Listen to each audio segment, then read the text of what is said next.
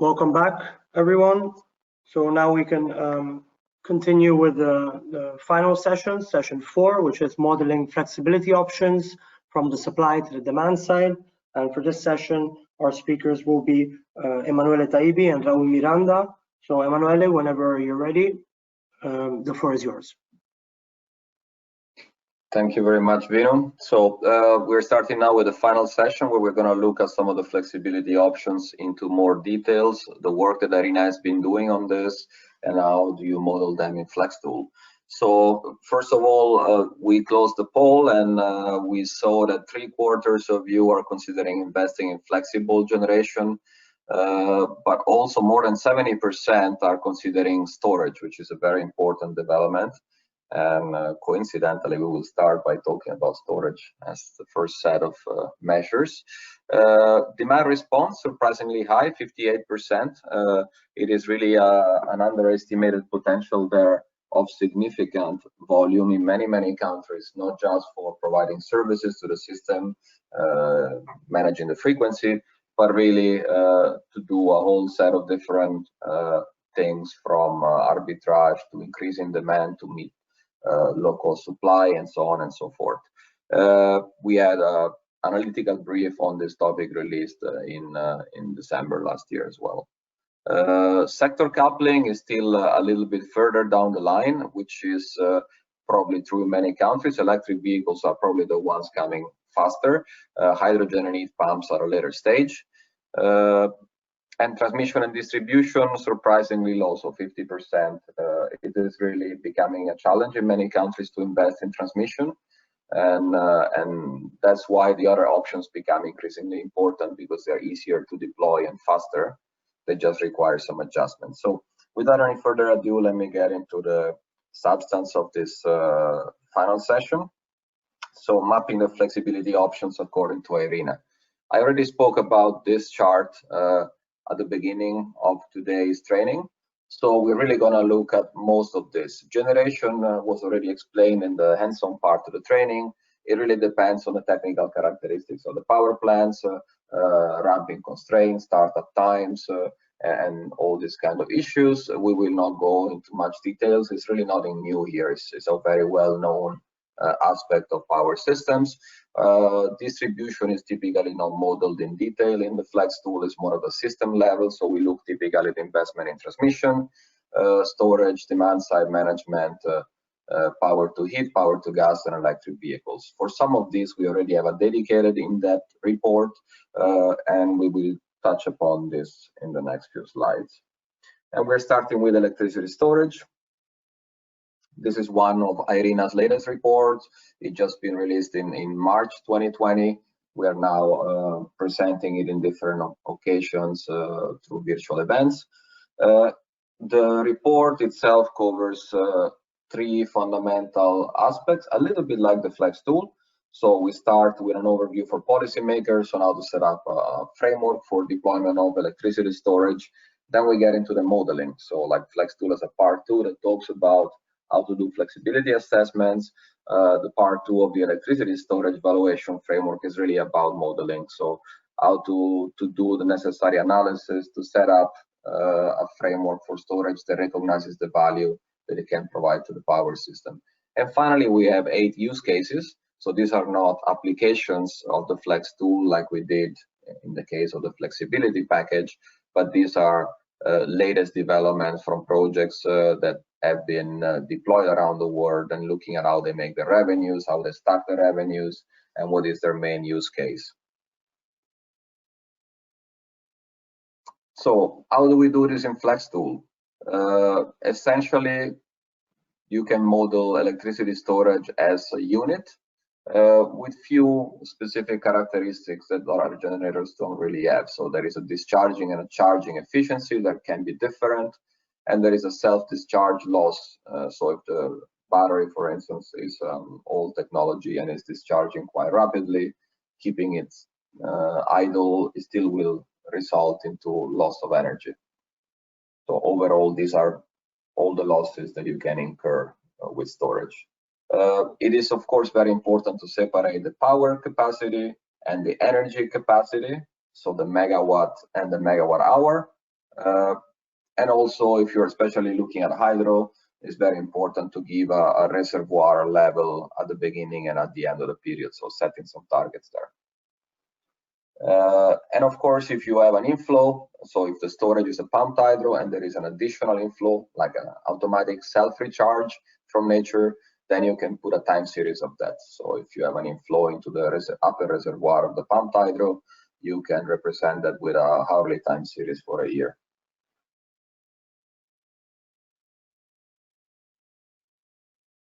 In practice, if we are looking at batteries, there is also some advanced feature that we included into the FlexTool. So we can either, and I think there was a question on this earlier, we can either set a few battery types or few storage types separately, where the ratio between power and energy is fixed. So say a 1 hour battery, 1 megawatt, 1 megawatt hour, a 2 hour battery, a 4 hour battery, and so on, and see which ones are more cost effective or what is the mix. If you already have in mind some technology types, for instance, or you can fully optimize power and energy to see if you're really in need for energy or if you're in need for power. And this can be done as an alternative, so you can let it free to optimize, and then you can try to understand which technology is translated into that. If you come up with a very large energy capacity and small power capacity, probably you are not looking at batteries. Similarly, if you're looking at small power, large power and small energy, then most likely it is about batteries.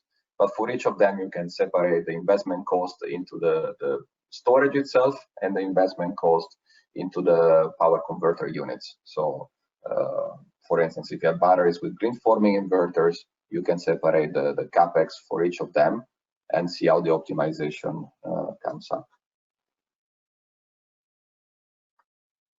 Electric vehicles, in our global scenario that Ricardo presented this morning, the majority of batteries in 2050 will be batteries on wheels.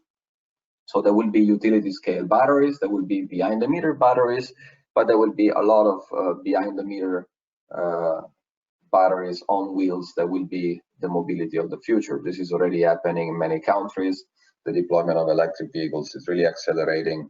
And so what is very important there is, as the cover of this report from our innovation team shows, is the smart charging. So how to make sure that these vehicles provide storage and flexibility to the system rather than the other way around. So this is really a key element. So electric vehicles could provide challenges for congestion and distribution. They could provide challenges to adequacy, or if smartly charged, they can provide solutions to the very same problems by allowing to integrate more variable renewables into the system while decarbonizing transport. How do we model this into the FlexTool? Well, first of all, we can model them as unidirectional charging. We can pre-calculate the demand profiles outside of the tool and then provide this as an input. So essentially, it's a new time series of energy demand that would be added to the time series of the, let's say, the remaining part of the system load. But we can also model vehicle to grid. So we can start creating a separate grid, which is called an electromobility grid. So as it was introduced earlier today, we start with an electricity grid, but we can define and call them as we like many other grids. So when we talk about sector coupling, this is exactly what we do. We define a grid for mobility, which is essentially a grid where the power system is used to charge the vehicles, and then the vehicles are discharged by driving. We can define a thermal grid that could be from CSP, that could be from power to heat, heat pumps, and so on, where electricity is converted into heat, and then the heat can be stored and then can be serving a heat demand. And we can do the same with a gas grid. So for vehicle to grid in FlexTool, you define the electromobility grid and you define a mobility demand. This is essentially how the battery is discharged to provide driving services. And this is an exogenous assumption because this comes from transportation sector. But then we can define also a reserve profile in the TS reserve, and we can use this to limit the number of EVs connected at all times, so they are not always all connected, providing energy and services to the system. So we can kind of deactivate part of them when they are not connected to the system. And essentially what happens is that this electromobility grid charges and discharges back into the grid whenever optimal. So there is an optimization going on there on when the vehicle should be charging and discharging.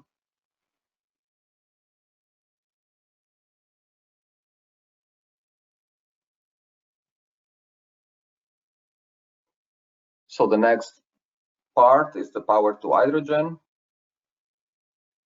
And essentially there we had significant work done. We have a title in Spanish, which says renewable hydrogen for the energy transition. And then you have the mapping of the energy system, where the yellow box is essentially what we typically model in FlexTool, which is the power system. And then we have an object called electrolyzer that transforms this power into hydrogen.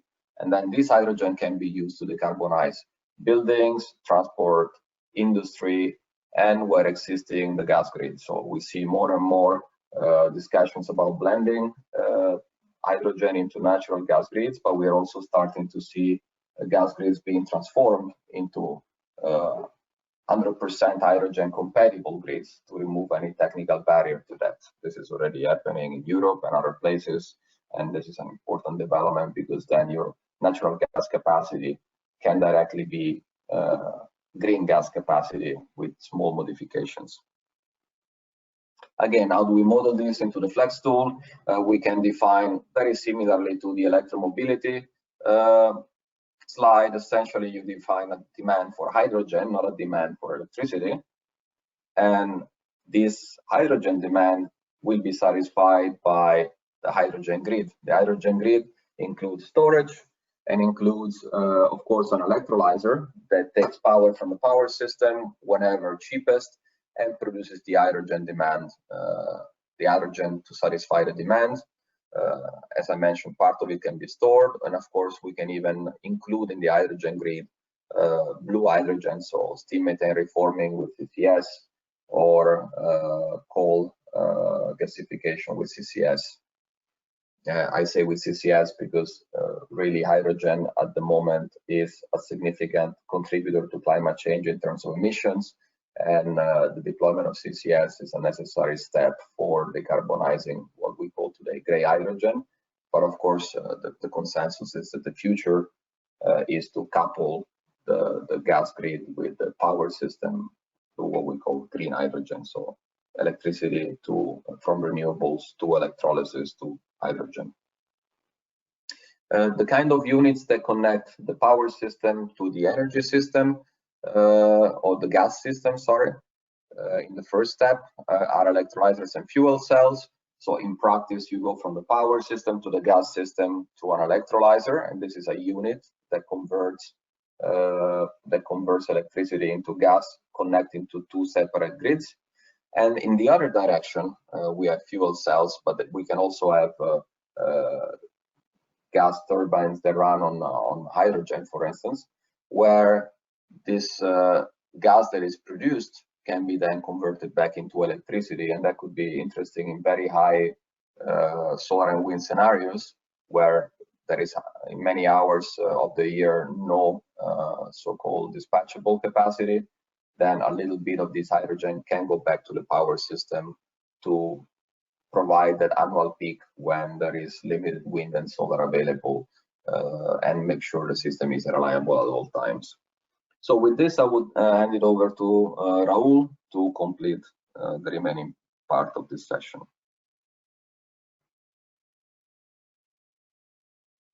So thank you, Emanuele. So I will take it from here until the end of this session to say a few words and present a couple of final slides about transmission and demand response. So next slide, please.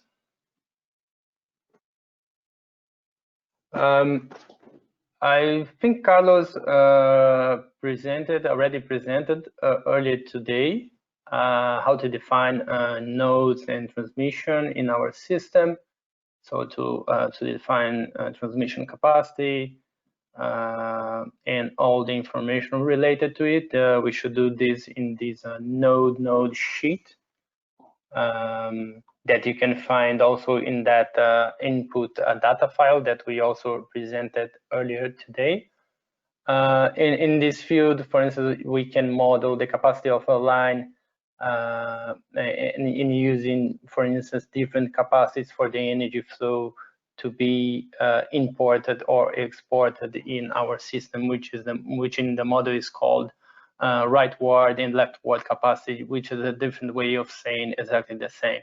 But for instance, but without having to, let's say, to bother about a country or a region referential, as of course imports for a country are exports for the other. Next slide, please. So as we also mentioned, FlexTool is a linear model. So the transmission is represented as a DC power flow instead of an AC grid, which would be, let's say, most complete and close to reality, but also considerably more complex in terms of modeling and computer resources. So the transmission is considered as a transport model in which lines are kind of pipelines that can transmit power up to the maximum capacity defined by the user. Losses are considered as a fraction of the power flow in percentage units, and once again, due to the linear modeling, a few adjustments must be made in this regard to represent properly your system. Next slide, please. Okay, so finally on demand response. Next slide, please. So demand response is a topic that we would like to mention. Once is a topic that has increased in importance as a way to balance supply and demand. And as Emanuele said already, 58% of you are considering demand response as a flexibility solution. And it is indeed a paradigm shift as power systems have always operated in a way to supply sources, in a way in which supply sources tailor their generation to meet demand. And demand response is exactly the other way. So basically is the capability of a demand or of demand units to increase or decrease the load to match the energy being supplied.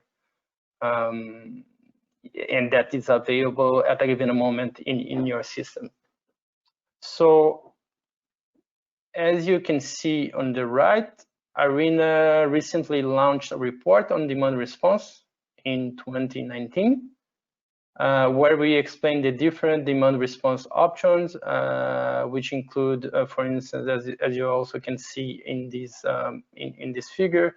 So, for instance, include power to heat, power to hydrogen, as also Emanuele just mentioned and presented. Also, electric vehicles, smart appliance, and demand response from industries. And we can see that some of these solutions are better suited for homes and others for industries. So for instance, so you may use specific solutions for a specific, let's say, a specific case, either if it's a bigger facility, a smaller load unit, as for instance the residential case. Next slide, please.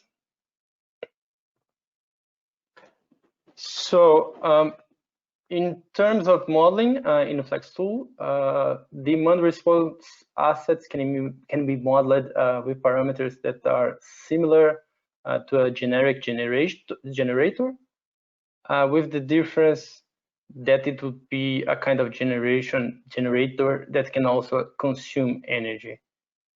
And we can also add a variable cost to represent a consumer willingness to increase or decrease the load. Of course, we should also define the capacity of these loads, which will rule the extent of the increase or decrease of this load in the case of a demand response. Yes, and so I will not go into further details due to the short time we have for this training, but we wanted to show you at least to give you a flavor that demand response is also a solution for flexibility that can also be modeled with FlexTool. I think this was the last slide. So also the last slide of our training. Maybe next, please. But this is the last one. We hope you have found the training useful. The idea of the training was to give an overview of basic features of the model. But we may also, of course, maybe later organize a more advanced training, which would include some of the topics that we mentioned, in particular in this last session, as demand response, hydrogen and electric vehicles, but some other topics as heat demand, heat networks, and thermal storage, and some others.